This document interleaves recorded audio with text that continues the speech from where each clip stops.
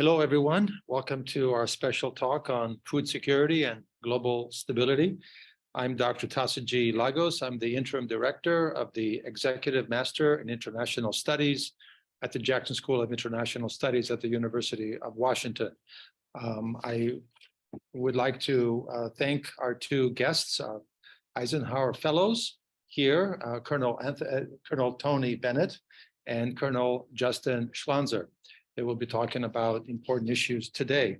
I want to, before I introduce them, let me thank you for coming to watch and follow our discussion today. I want to also thank Director Danny Hoffman of the Jackson School of International Studies, as well as Monique Thorman, who graciously and well have organized this event. I also want to thank our MS students, particularly Megan Nelson, who will take over this chair very shortly, and for all the folks who have been involved in this important discussion. Let me introduce our two guests today. Colonel Justin Schlanser has served across many aspects of military medicine, supporting military working dogs, protecting the Army food supply, and community public health.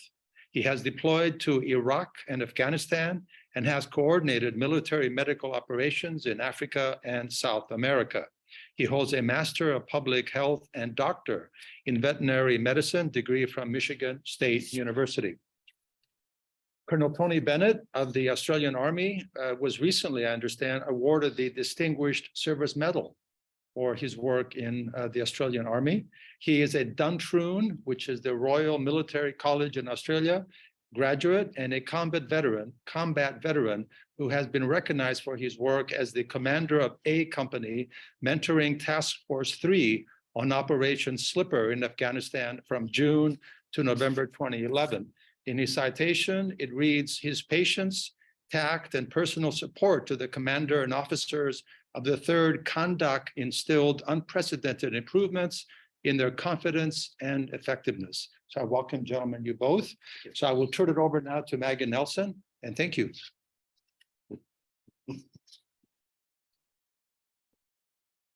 All right. Thank you, Tasso. So we're going to start with some questions, or did you guys want to give a brief introduction? I'm very happy to give a brief introduction, let you know a little bit about what kind of our connection to that is. Sure. and where we are, and also Tony's as well. So as I mentioned, thanks for the wonderful introduction, sir. My name is Colonel Justin Schlanser. I'm a U.S. Army veterinarian. So the U.S. Army has veterinarians that serve in the uniform. And one of the reasons I'm here talking to you about food today is because veterinarians in the U.S. Army, one of our main duties is being the custodians really of the Department of Defense's food supply. So we look at everything from how we buy food locally to how we buy food overseas and how we feed the force really.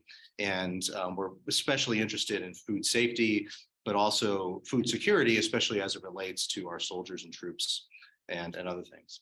Other areas that I've been involved in include things like wildlife crime and other military aspects of military veterinary medicine, which are there. But obviously for the purpose of today's discussion, we'll stick on the food side of it. We're visiting here today from the U.S. Army War College, which is a accredited college in Carlisle, Pennsylvania, which is a place where senior military officers like myself, after we've had about 18 to 23, 24 years of service, we go back to school again. And the focus of the Army War College is to take us from being tactical leaders, where we're looking and overseeing those individuals who are doing the job, to becoming strategic leaders, where we're looking at the big problems, the wicked problems, the multiple system type problems that are going on in the world, and to be able to use that knowledge and gain that way of thinking so we can then go on to be good advisors and senior leaders in the Army to not just ourselves, but across the whole Department of Defense and the whole of government. And part of the War College, we have the ability, one of the great parts about it is we have several international fellows from countries all around the world that join us at the Army War College, like Colonel Bennett, and they provide their unique perspective because they bring in different aspects from their region of the world. And he's especially keen about that today because his perspective on the Pacific is one that I don't have a lot of experience with, but he's very helpful to do. Do you have any quick comments before I talk on food? No, I mean, I'm just here to support Justin today.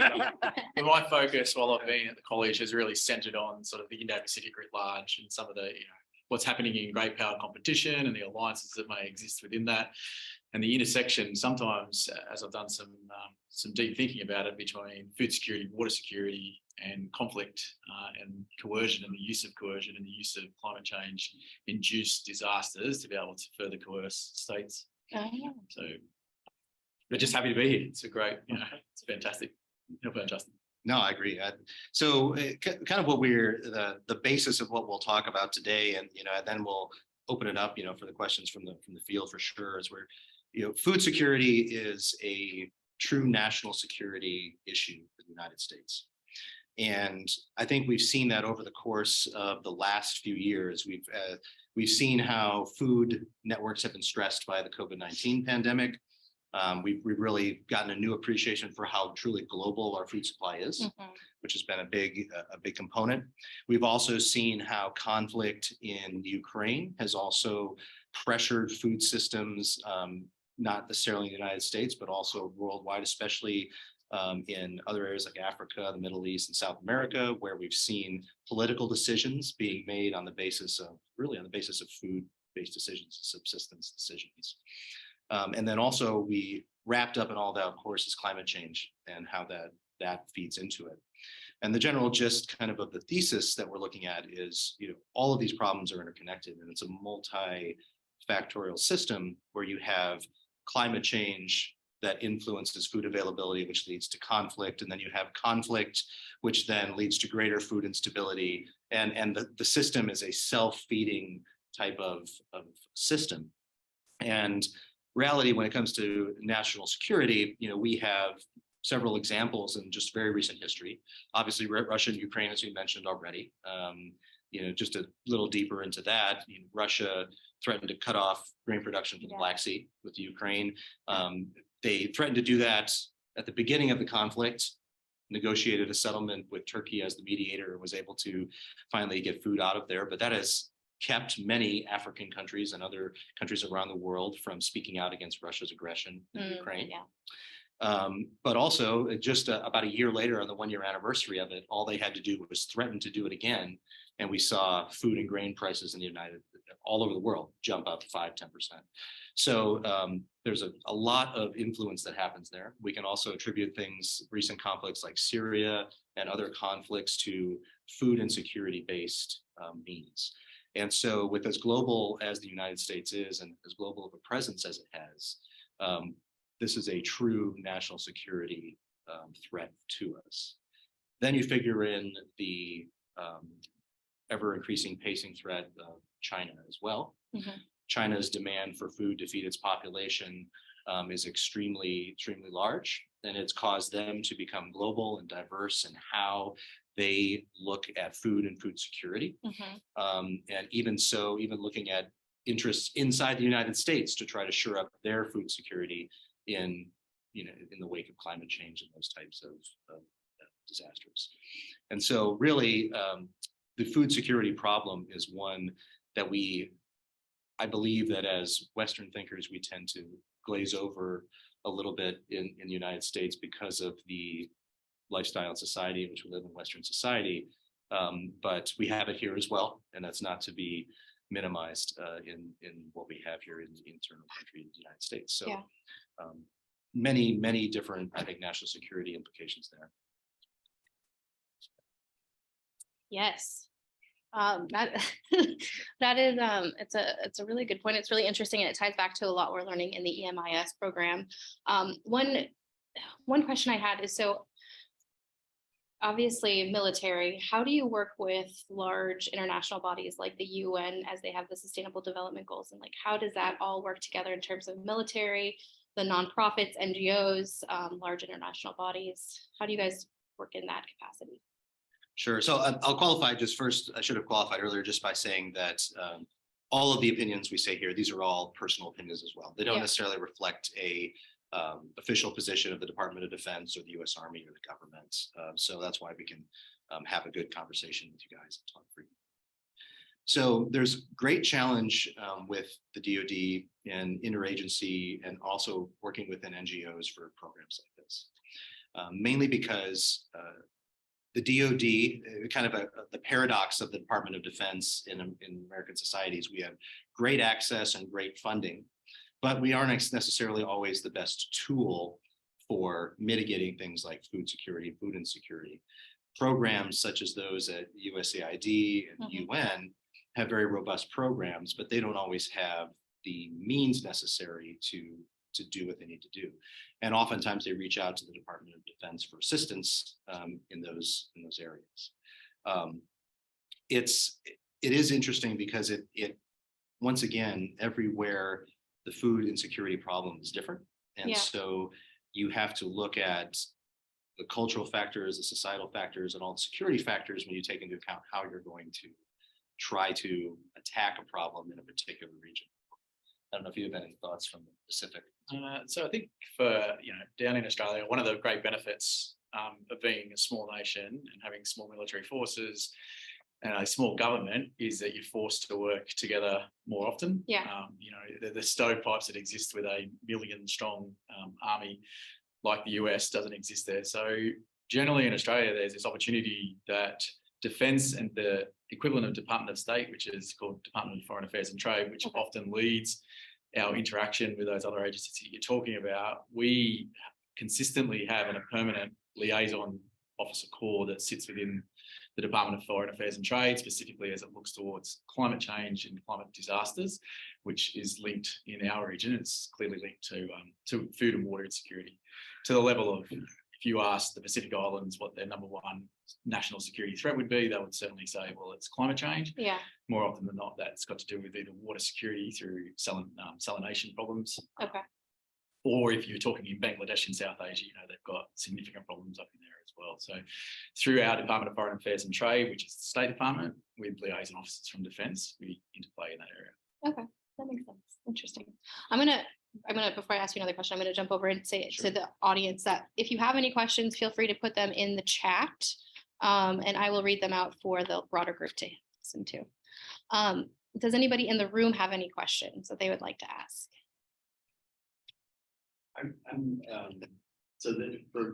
I'm off screen. This is Danny Huffman, interim director of the Jackson School, and I wonder if you could say a little bit about, it hasn't actually been that long that food security related to, especially environment and climate change, has been part of at least the U.S.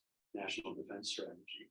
So I wonder if you could say a little bit about the history of how that's kind of come onto the radar screen, and also, have we moved past the point? Initially, it was very much connected to the possibilities that violent extremist organizations would take advantage of unstable environments, which seems like while possibly true, a fairly narrow interpretation of the real problems associated with food availability. So have we moved on to a more nuanced conversation at this point, kind of where we started in 2008, I think was the first mention. So. Did everybody hear the question? I think they should have. Okay. Yeah. So I can't speak exactly to the history of the policymaking and the document as to how that has worked itself, or if there was a specific, epiphany style moment where the U.S. government said, okay, we need to start putting this in our strategic documents so that we can start addressing it and devoting resources against it. I do think, I would offer the surmise that a lot of that was born out of post 9/11 world, where we really started first trying to look at radicalization and why it happened. First of all, as you mentioned, where we were seeing, food security, issues with income, issues with feeding your family. This is a potential driver of extremism as individuals look to means to potentially provide for their families and others in the context of the situation that they're in. Just as well, we've seen with climate change as well. I think the Syrian conflict was a really also a wake-up call too, from a climate change perspective as to how food and climate can kind of intersect. And because if you look at the Syrian conflict, essentially what I'm oversimplifying a very complex situation with that conflict, but climate change drove agrarian individuals to have to give up farming and different types of subsistence, move to the cities, setting up conflict and setting up the conditions which led to a civil war, which ultimately brought in two great powers and other nations alongside to choose sides in it as well. So these types of things, I think, started to wake up the United States apparatus to this problem. And then obviously, like I mentioned, COVID-19 as well was a huge, we all felt a little bit of COVID-19. And I think that feeling that we felt at the user level was translated then into political leadership. And I saw that come through as well. But in terms of a specific moment, I don't know if we've had, I think it's been kind of a gradually building moment as climate change has continued to gradually eat away at many of these and stress security, stress the system. We're starting to see that stress pop out in different places. Has that stress equated to action in different theaters, for example, or like more attention to different theaters, for example, within Africa or within the Arctic? Are you seeing more effort going in those directions as climate change has begun to, I don't know, snowball or become more important in the military apparatus? Do you think? I'm not sure I could talk about the United States, but I think for Australia, there has been a significant ramping up in the last decade in particular, as there's been this increasing in extended weather seasons, whether it's through El Nino or El Nina. So extended drought and extended floods, particularly in South Asia, which resulted in many of the crops not being able to be produced over an extended period. And so for Australia, it's sort of connected to our own national security, domestic interests, and that being around migration and immigration. Mm-hmm. So Australia has, and this is my opinion, not the government, but quite harsh immigration policy.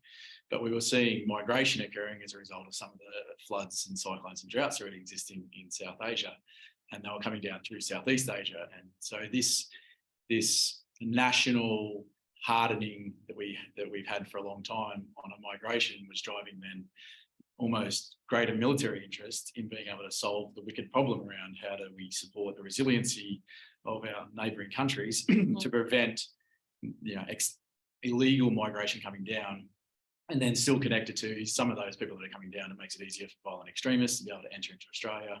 Australia is protected by this great thing called geography and a large ocean and air sea gap that exists in it.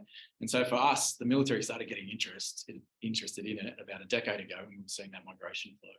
Interesting. Okay. I think that migration too is that's one of the most kind of human intensive parts of this problem, because the human migration that's driven by not just climate change but food insecurity is very profound. We see that in Africa as well. Mm-hmm. In Africa, the problem set, one of the big attributes, I was speaking to one of the students the other day about a very important part of the problem set, which was aquaculture. Yeah. And looking at how aquaculture has been impacted by different actors. So we're talking about military competition. It's not so much military competition. I think it's competition across all areas amongst the great powers, because Africa is one example. The Arctic is another, where great power competition is playing out. And the Arctic is also another area where places like China are looking to see what are the possibilities for us to have food security based on what we have there in the developing Arctic region. So looking at going back just a moment to the Africa problem with aquaculture, I was speaking to that student and we were speaking the other day, and I mentioned to him about a decade ago, back in the mid 2010s, there was a lot of literature out there in the scientific world about how aquaculture was going to save Africa, how aquaculture was going to be this great protein source, high nutrition, fatty acids. We're going to get fish and these coastal communities where a majority of African individuals live. We're going to have a new economic boom of food security in that area. And over the course of the next decade, as we remained as a nation very much focused on violent extremist organizations and not looking at the great power competition side of things, other powers came into those fisheries around Africa and began to exploit the fishing lanes, and have almost contributed anew to a food security problem in Africa that we thought maybe we could have turned the corner on with the right type of development. So it's a very profound global problem where an actor in one area of the world may have nothing to do with that geography. They may be from, for example, around the world over, so to speak. Yeah, the deep water fleets, right? Coming into other fishing areas, fishing zones. Any other questions? And Tasso has a question. Actually, I do have a question. Follow up to what you just said. The idea of China as being a rival in terms of food insecurity for the West, for the United States. So the example you just mentioned about specifically in Africa. So apparently, from what I was told, that the Chinese military, under the guise of private companies or using ships that fly the Ghanese flag, for example, are able to actually do these large commercial fishing expeditions off of the coast of Ghana. So how do you, both the U.S. military and the Australian military, how do you deal with something like that? Thoughts? No, I can start. Well, I mean, so that is obviously very, very complicated situation, and I don't propose to speak for the U.S. government on how we look at those situations. I'm not enough of an expert, unfortunately, in this situation, like things like law of the sea and how that translates into that scheme. However, looking at how China has conducted itself over the last 10 years and how it has risen, we have seen them continue to push the envelope at a level of a threshold below conflict. What can be done in terms of that. So it is also getting increasingly difficult in the international community as well, because we're seeing a stark international divide once again in great power competition, very akin, I'm not saying the same, but very akin to what we saw in the Cold War, where countries are looking at having to make difficult choices between do they side with the United States in these disputes, or do they side with China, or do they try to go on their own and accept the risk that comes inherently with that. The U.S. government, we never pressure anyone to make that decision, but the reality is there's real conflict for many nations, who are nations like middle powers that are there, and you might wish to speak to that as Australia as well. Well, to sort of tackle the front end of the question about how does the Australian military contribute to now countering is not the right word, but addressing increased, whether it's Chinese direct action or whether it's CCP, I should say, so the Chinese Communist Party's use of diplomatic power to then threaten and coerce states, for example, by suggesting they might dam up some of the water flows that go into Bangladesh, as another means to be able to gain influence, in that region. I think the middle power role down there, and I think the United States would, military would agree, is the strength of alliances and partnerships. Certainly the West, I'm using that in a very general term, have a much larger network of allies and partners compared to obviously the PRC. And so through surveillance capabilities that we may have, we can monitor some of these activities. You can monitor the state-owned vessels that are either doing illegal fishing. We can monitor activities in areas that other parts of the government cannot do.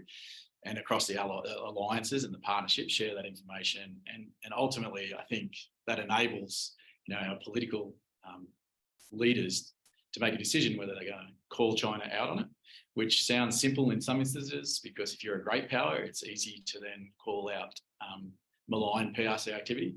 If you're a middle power who's strongly aligned with the United States, it's still relatively easier.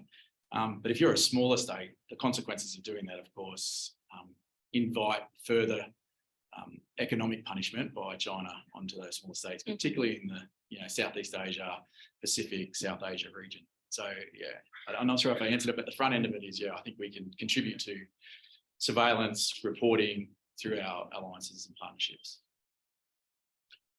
Brought up another point before that, if you wouldn't mind, I'd like to touch on as well. So Tony has another point too about how China itself tended to use coercive tactics, which focused on some of the food supply versus Australia, correct, in the wake of COVID-19. Did you mention that? Are you talking about trade? Talking about trade, yeah, with the Yeah, I the mean, well, beef I and think there's no limits to Chinese coercive behaviour below the threshold of conflict.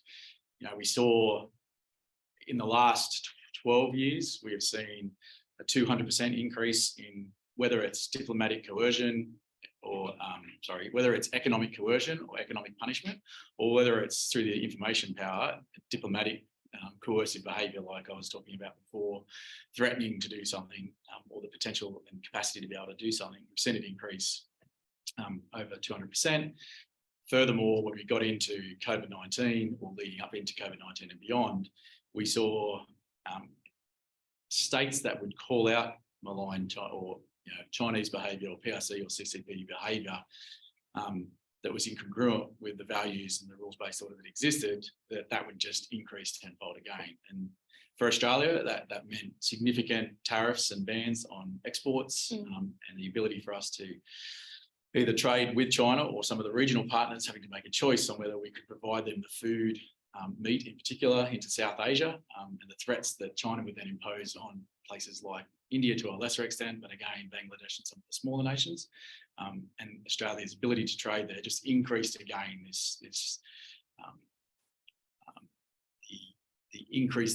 the stress that was already in existence on nourishment in those countries. Yeah. And India just surpassed as the largest population, correct? Surpassed China. So are there other countries? I know China is a big concern in terms of aquaculture, but also are there other countries that are challenging food security when it comes to common or shared resources that are on the radar? I'm trying to think of a direct example, but there's a lot of indirect examples. Yeah, I mean, in this forum, I'm not going to call out countries that are perhaps good friends, but states will always act in their interest in, in their own survival. And so there are, I think, in that contested, I'm talking South Asia down through Southeast Asia and into the Pacific, there are some countries that are exploiting the limits of EEZs to be able to acquire the amount of food sources that they need. I'm particularly talking around fishery. That they require, and so there are boundaries still being, disputed borders beyond that of what China and PRC are doing by some other countries that have equal problems. And I'm not suggesting that India is one of them, and nor would I call out some of the others, but I think that behaviour is existing, particularly in Southeast Asia. Yeah, and I like the population piece of it was obviously they're going to need more food. So I was curious if there was correlation between like growth in population similar to China. So the forecasting for India is that is the case, but the current circumstances for India is that their production is exceeding the requirements of the population. That's and I've spoken. There's an Indian officer on the course, on this course, and he sort of echoed that. Unfortunately, though, multiple literature on forecasting suggests that in 15 years' time that would be reversed. Okay. So interesting to see, which is why India is so concerned about certainly PRC state-owned fishing vessels coming to the South China Sea and fishing in that region, because they already know that they're going to be challenged by it, because climate change is also going to affect their agriculture and their ability to grow food. Yeah, interesting. I'm going to call for more questions in the room, or Danny? Yeah, I'd be curious. I mean, to go back to Maggie's earlier question about regional specificity. So one of the things that was distinctive about AFRICOM, right, was that it stood up based on these idea of partnerships with African nations, and veterinary support is one of the 13 areas of partnership or something that's specifically called out. So I wonder if you could just say a little bit more about what that, in terms of kind of foreign relations, both the positives and negatives of putting emphasis, the way that we've implemented this idea of kind of partnerships of that kind, they're really meant to be about stabilizing food supplies. Have they been effective? Is it, what would improve that as a strategy for ensuring U.S. Productive roles in Africa, and is it being exported elsewhere to other parts of the world as part of the U.S. military strategy? I think the aspect of partnerships has really accelerated, at least we've always been, for many years, we've been looking at partnerships and alliances throughout. I mean, NATO is an long-standing alliance, obviously, that we have benefited from throughout this entire half century. And yes, looking at Africa in that model, we're not suggesting that there's a NATO's type style entity that could arise in Africa, but we definitely were looking at the partnerships. As I served in AFRICOM as well, and looking at what the needs are of that region. The biggest thing that the military and other government organizations have to do in those regions, in my opinion, is to listen. You have to listen to what the countries want. You're immediately, by contrast, starting off in a bad place if you say, this is the American interest, get in line with us. We need to find where we can meet common ground for those types of things. And that's why, for example, in AFRICOM, things like veterinary services rose to such a high visibility when we were looking at what services can the military and the interagency group of the United States offer. Because veterinary services in societies which are very agrarian can be extremely valuable, not just from the food security side, because agricultural aspects of it as well, but also in the commercial marketplace side of things. There are many countries around the world, especially in Africa, that we do not do back and forth livestock commerce with because of foreign animal diseases, because of potential for having those diseases brought back to the United States to damage our beef industry, our swine industry, things like that. And so a great way to kind of promote food security is to try to recreate those disease-free style commercial markets in a foreign country. It's one of the things that we were very keen on doing in both Iraq and Afghanistan. We had groups in our veterinarians group in Iraq, Afghanistan, that were looking at rabies control programs, looking at controlling major livestock disease programs in order to allow those countries to then participate in the global market for those commodities, which would then open up new opportunities, open up potentially new places, new areas for growth within their economy. So ultimately, though, it does come down to discussions with those countries and also the strategic interest, but also the limited resource environment that we have, trying to decide where is the best place to be at the right time. Thoughts on that, Tim? No, I think you've addressed it. Actually, if I could follow up to Dan's question, actually, I have two questions. So going back to China, not to belabor the point about China, but we know that they're buying property apparently in Africa, primarily to feed their own people. Mm-hmm. So, how do you counter that? And is this issue of food security or food insecurity, is that encouraging states to be much more self-efficient, meaning growing their own crops? Is that visible, measurable? So the first part of your question, countering PRC influence in their situation. A little bit of background, at least from the best estimates that we have, China is they have a very difficult problem to solve when it comes to ongoing climate change. Agriculturally speaking, in China, based on the amount of arable land and things that are available to them, they are not as climate resilient as some other countries. And their strategy to look elsewhere is a very forward-looking strategy on their part, realizing that as their population continues to grow, they are not going to have the means within their borders to be able to feed that population. Recent partnerships, suspect recent partnerships between them and Russia as well, have probably opened up some opportunities for them in terms of agricultural opportunities that they could use for food security. But absolutely, they've looked at land. They've even actually bought land within the continental United States. So there's land in the Midwest and in Arkansas and other areas in the United States, which is owned by Chinese companies and cultivated as such.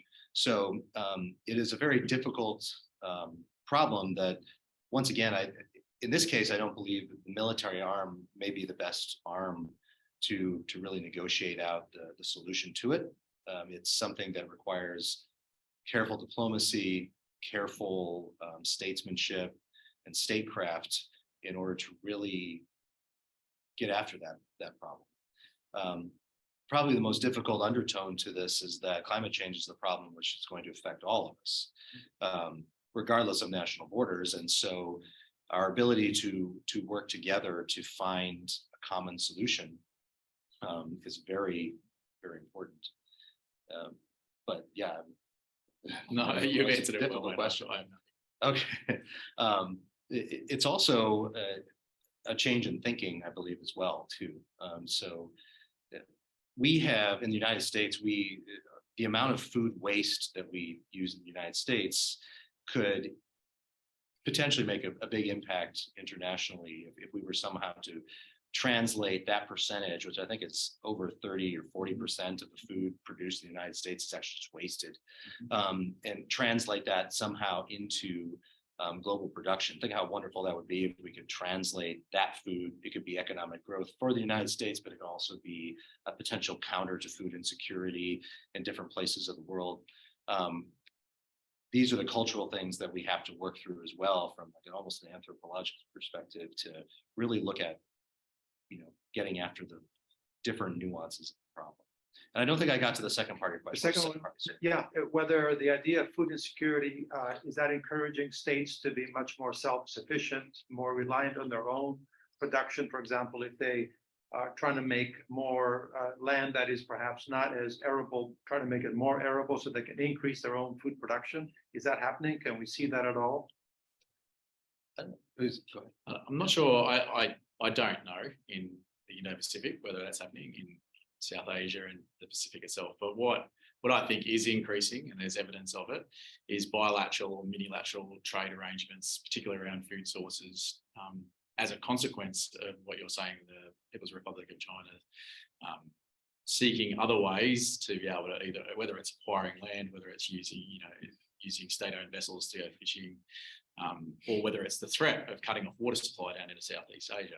But what I have seen is countries, like-minded countries, Australia and India is a really good example in recent times, and Australia and Sri Lanka as well is another one, where we didn't have large open beef imports into those countries.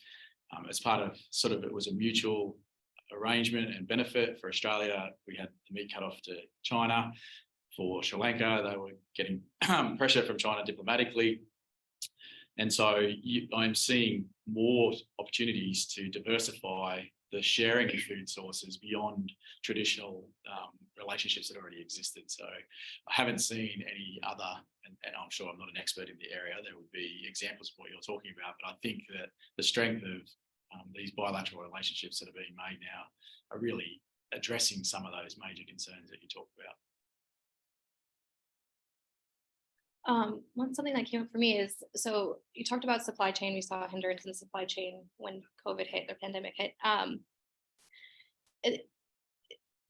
And part of that is corporations or businesses that drive part of the supply chain. And then there's also within fishing, you see the competition, so the marketplace. So are you seeing your governments working closer with business to unblock supply chains so that we can ensure food security, or is there any collaboration going with private industry currently? I can't speak to any specific collaborations that I know of. However, the Department of Defense in general, as a very general national security type strategy, is realizing more and more that moving forward, we are going to have to be partnered with private industry in order to compete, in order to continue to look after the nation's interests, and in order to promote the world order that we're looking. So that means especially things like logistics.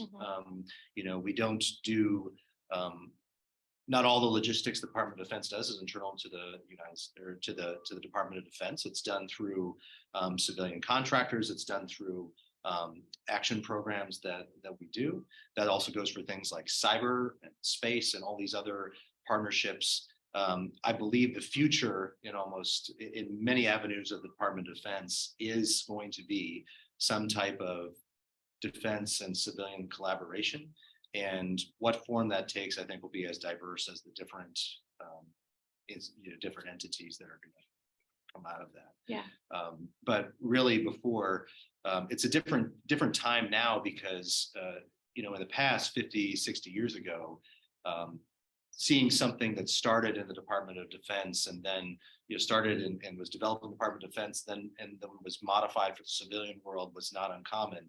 Now it's much more, I believe, a give and take and in tandem. We are getting technology in the civilian sector can sometimes move faster than the Department of Defense. We have a bureaucracy that sometimes doesn't allow for rapid shift in certain areas. And so the combination of both of those things in order to adapt to climate change, which every time we hear it's always accelerating more and more than we thought it was, we're going to need that partnership. Yeah, that makes sense. Can I ask you a question about the relationship with civilian leadership? Because interestingly, it seems like in a lot of, whether it's climate change, pandemic awareness, global health, often it seems like military officers understand the looming threat often better than their civilian counterparts, right? Where it's like, and it seems, and so I'm wondering if is there a translation problem that you run into, like if, and I guess what I'm thinking about, particularly again, use the Africa example, which you know is often Congress seems to be willing to put money toward guns and troops to deploy. They're less interested in these kind of, it's harder for them to understand the civilian, the non-kinetic efforts that the military wants to engage in to address the social issues. Is that true in the conversations around food security as well? Or like what does a civilian leader need to hear from you to be convinced that there are other ways, kind of non-lethal ways to address some of these pressing issues the military can actually be supportive of? You've kind of hit at the mission almost of the U.S. Army War College, which is how do we as senior military leaders translate true national security threats and objectives to our civilian leadership and also translate it to our military leadership at the same time and really give them a series of options which they can choose from to be able to push forward with a good solution. One of the things in the United States we really do take very seriously as the military and do really respect is the relationship we have with our civilian population. And the fact that we are, a apolitical group that is, representative of the civilian population of this country and subordinate to it. And so where the military has many strengths and things like planning and also the ability to develop things and ability to lead and provide options, we are ultimately, at the mercy of our civilian leadership, and we defer to them for these political decisions.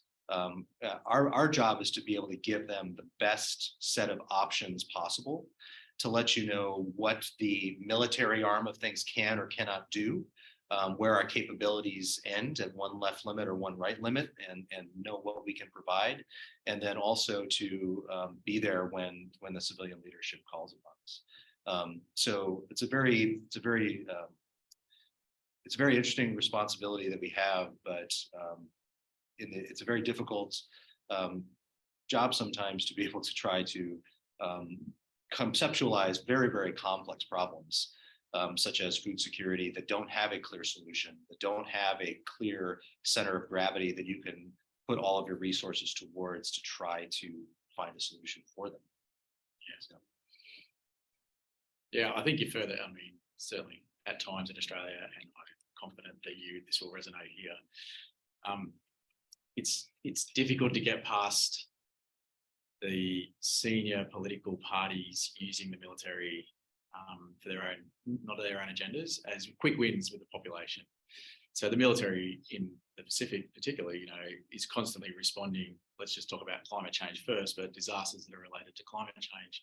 It's very often, again, the tool that's used not as the lead, but certainly with the lead resources to be able to assist countries who are struggling either with food or water insecurity, whether that's through infrastructure, whether that's through building capacity with the indigenous populations. They're easy wins for the government because the military is the one thing that is ready to go at a level of notice beyond that of the remainder of the country.